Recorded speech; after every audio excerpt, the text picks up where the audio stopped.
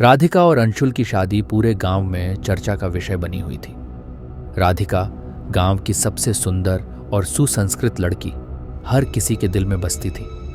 अंशुल एक शहर से आया हुआ युवक अपनी सरलता और सौम्यता के लिए जाना जाता था। जब दोनों के रिश्ते की बात चली तो पूरा गांव मानो खुशियों से झूम उठा। शादी के दिन राधिका लाल जोड़े में किसी परी से कम नहीं लग रही थी। उसकी माँ, जो विधवा थी, अपनी बेटी की शादी देखकर रो पड़ी।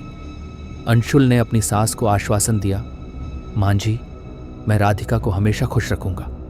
वह पल इतना भावुक था कि वहां मौजूद हर आंख नम हो गई। शादी की रात जब राधिका और अंशुल अपने कमरे में गए तो माहौल बेहद रोमांटिक था। मोमबत्तियों की हल्की रोशनी में दोनों ने एक दूसरे से जीवन भर साथ निभाने का वादा किया। लेकिन तभी कमरे के दरवाजे पर हल्की हल्की खरोंचने की आवाजें आने लगीं। अंशुल ने सोचा कि शायद हवा होगी, पर जैसे ही उसने दरवाज़ा खोला उसे बाहर कुछ नहीं दिखा। लेकिन जब वह पलटा तो राधिका का चेहरा पूरी तरह बदल चुका था। उसकी आंखें लाल हो गई थीं और उसकी मुस्कान इतनी डरावनी थी कि अंशुल के होश उड़ गए। राधिका ने कहा, तुमने सोचा मैं तुम्हारी हो गई? नहीं, अब मैं तुम्हारे साथ नहीं, तुम्हारे खून के साथ रहूंगी। वह तेज आवाज में चीखी और कमरे के शीशे चटकने लगे। अंशुल ने अपनी पूरी ताकत लगाकर कमरे से भागने की कोशिश की, लेकिन दरवाजा जैसे किसी अदृश्य ताकत ने बंद कर दिया था। अंशुल जैसे तैसे हिम्मत जुटाकर राधिका को शांत करने की कोशिश करने लगा, लेकिन उसकी हालत देखकर उसका दिल पिघल गया। राधिका फर्श पर बैठकर जोर जोर से रोने लगी। उसने अंशुल को बताया, मुझे माफ कर दो अंशुल, ये मेरी गलती नहीं है। मैं तुम्हें यह सच बताने वाली थी, लेकिन मैंने कभी सोचा नहीं था कि यह मेरे साथ शादी की रात ही होगा। वह रोते रोते अपनी माँ के पास जाने की बात करने लगी। तभी अचानक राधिका ने अपने गले पर एक निशान दिखाया। वह निशान एक फंदे का था जो किसी ने उसे मरने से पहले गले में डाला था। अंशुल को विश्वास नहीं हो रहा था कि उसकी दुल्हन, जिसे उसने अभी अभी अपना जीवन साथी माना था, उसके सामने ऐसी बातें कर रही थी। अंशुल की हिम्मत जवाब दे रही थी, लेकिन उसने अपनी दुल्हन को गले से लगाते हुए सच जानने की कोशिश की। राधिका ने कांपते हुए कहा, यह शादी, यह मंडप, यह सब झूठ है। मैं इस दुनिया की नहीं हूं अंशुल। यह सुनकर अंशुल के पैरों तले जमीन खिसक गई। राधिका ने आगे बताया, आज से 3 महीने पहले मेरी मौत हो चुकी थी। मेरी आत्मा को एक अघोरी ने वश में कर लिया था। उसने मेरी माँ को धमकाया और मुझे इस शादी के लिए मजबूर किया। मैं यहाँ नहीं रह सकती अंशुल। मेरे साथ रहोगे तो तुम्हारा भी अंत होगा। तभी कमरे की दीवारों पर खून के छींटे उभरने लगे और एक छाया उनके चारों तरफ घूमने लगी। वह छाया जोर जोर से हंसने लगी और बोली, तुमने सोचा इस आत्मा को यूं ही आजाद कर दोगे? अब तुम दोनों मेरे कैदी हो। राधिका बेहोश हो गई और अंशुल एक कोने में खड़ा कांप रहा था। अंशुल ने कमरे की दीवार पर उभरे खून से लिखे शब्दों को देखा। वहां लिखा था, यह सिर्फ शुरुआत है, अब खेल शुरू होगा। अंशुल को समझ नहीं आ रहा था कि वह क्या करे। उसने राधिका को उठाने की कोशिश की, लेकिन उसके शरीर से ठंडक महसूस हो रही थी। तभी खिड़की से एक किताब गिरकर नीचे आ गई। उस किताब में कुछ मंत्र लिखे हुए थे। वो मंत्र क्या थे? क्या अंशुल अपनी दुल्हन और खुद को इस डरावने चक्रव्यूह से बचा पाएगा?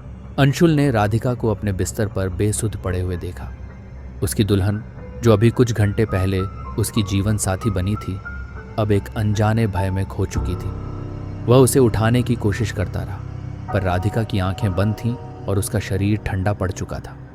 अंशुल की आंखों में आंसू आ गए। उसे याद आया कि कैसे उसने राधिका से शादी के समय वादा किया था कि वह हर हाल में उसका साथ देगा, पर अब वह असहाय महसूस कर रहा था। कमरे में अभी भी एक अजीब सी ठंडक थी, जैसे वहां कोई अनजानी ताकत मौजूद हो।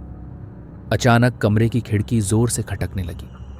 बाहर कोई नजर नहीं आ रहा था, लेकिन खिड़की पर खून के निशान उभरने लगे। अंशुल ने डरते हुए खिड़की के पास जाकर देखा तो उसकी रूह कांप गई। खिड़की के बाहर एक परछाई थी जो लगातार उसका नाम पुकार रही थी, अंशुल, अंशुल। वह आवाज इतनी भयानक थी कि उसने खिड़की तुरंत बंद कर दी। तभी राधिका के शरीर ने एक जोरदार झटका लिया और उसकी आंखें खुल गईं। लेकिन यह वही राधिका नहीं थी। उसकी आंखें पूरी तरह सफेद थीं और उसकी आवाज बदल चुकी थी। उसने धीमे स्वर में कहा, अंशुल, ये जगह छोड़ दो, तुम यहां से बचकर नहीं जा सकते। अंशुल राधिका की बात सुनकर कांप गया। वह उससे पूछने लगा, राधिका, ये सब क्या हो रहा है? मैं तुम्हें खोना नहीं चाहता। लेकिन राधिका की आंखों से आंसू बहने लगे। उसने अंशुल को बताया, तुम्हें याद है, मैं अपनी माँ के साथ हमेशा अकेली रहती थी। हमारी गरीबी और बदनामी ने हमें इस गांव में अकेला कर दिया था। लेकिन तुम नहीं जानते कि इस सब के पीछे की वजह क्या थी। राधिका ने अपने गले पर पड़े फंदे के निशान दिखाते हुए कहा, 3 महीने पहले मुझे इस गांव के ही एक अघोरी ने मारा था। उसने मेरी आत्मा को बंदी बना लिया और मेरी माँ को धमकाया। उसने कहा कि अगर मैं उसकी बातें नहीं मानूंगी तो वह मेरी माँ को भी मार डालेगा। अंशुल का दिल टूट चुका था। उसकी दुल्हन, जिसे उसने अपनी जिंदगी मान लिया था, अब एक आत्मा बन चुकी थी। उसके आंसू थमने का नाम नहीं ले रहे थे। राधिका ने अंशुल को बताया, ये शादी सिर्फ एक बहाना थी। उस अघोरी ने मुझे इस शादी के लिए मजबूर किया। उसे इस गांव की औरतों की आत्माओं को अपनी ताकत बढ़ाने के लिए कैद करना है। तुम्हारे साथ मेरा रिश्ता असली नहीं है अंशुल।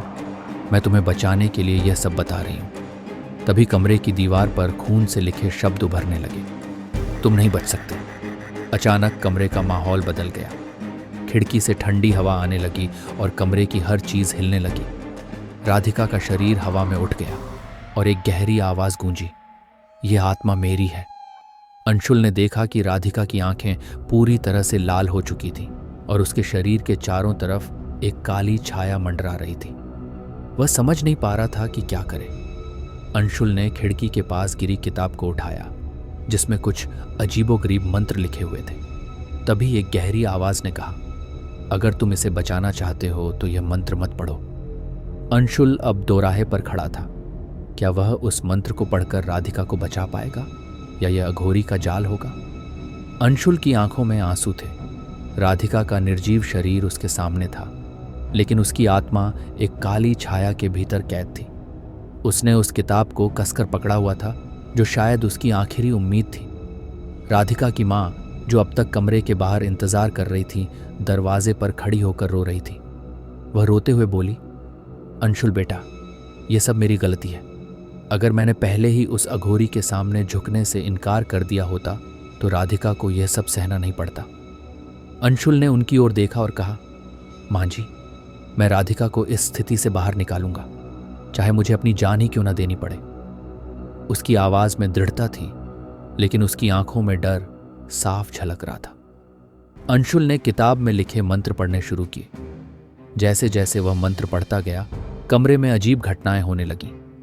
दीवारों पर उभरे खून के निशान गायब होने लगे, लेकिन कमरे के बीचों बीच एक बड़ा भंवर बन गया। उस भंवर से वही अघोरी प्रकट हुआ जिसने राधिका की आत्मा को कैद कर रखा था। अघोरी ने तेज आवाज में कहा, तुम क्या सोचते हो? इन मंत्रों से तुम मुझे हरा दोगे? मैं इस आत्मा का स्वामी हूं, यह आत्मा मेरी है। अंशुल ने डरते हुए भी मंत्र पढ़ना जारी रखा। अघोरी ने राधिका की आत्मा को बुलाकर कहा, इसे रोक दो, वरना तुम्हारी मां भी मेरी कैद में आ जाएगी।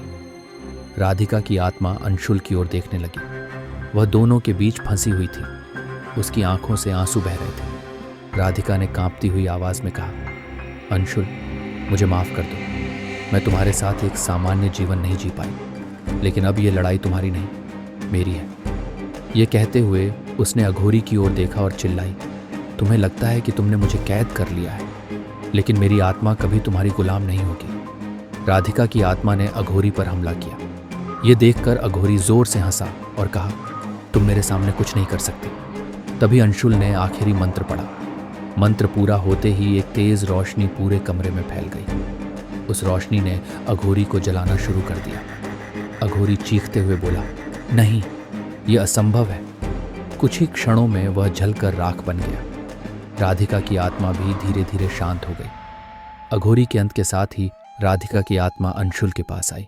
वह मुस्कुराते हुए बोली, तुमने मुझे आजाद कर दिया अंशुल, अब मैं इस दुनिया से जा सकती हूं। अंशुल ने उसे रोकने की कोशिश की, लेकिन वह बोली, यह हमारा आखिरी अलविदा है। मुझे खुशी है कि मेरी आखिरी यादें तुम्हारे साथ जुड़ी हुई हैं। राधिका की आत्मा धीरे धीरे गायब हो गई और कमरे में एक सुकून भरी शांति फैल गई। अंशुल ने राधिका की मां को सांत्वना दी और उन्हें भरोसा दिलाया कि राधिका अब एक बेहतर जगह पर है। लेकिन तभी अंशुल को उस किताब के आखिरी पन्ने पर कुछ और लिखा हुआ दिखाई दिया। हर अघोरी का अंत नहीं होता, कुछ लौट कर आते हैं। ये पढ़कर अंशुल के चेहरे पर चिंता की लकीरें खींच गईं। क्या वाकई अघोरी की ताकत खत्म हो गई थी या यह सिर्फ एक नई शुरुआत थी?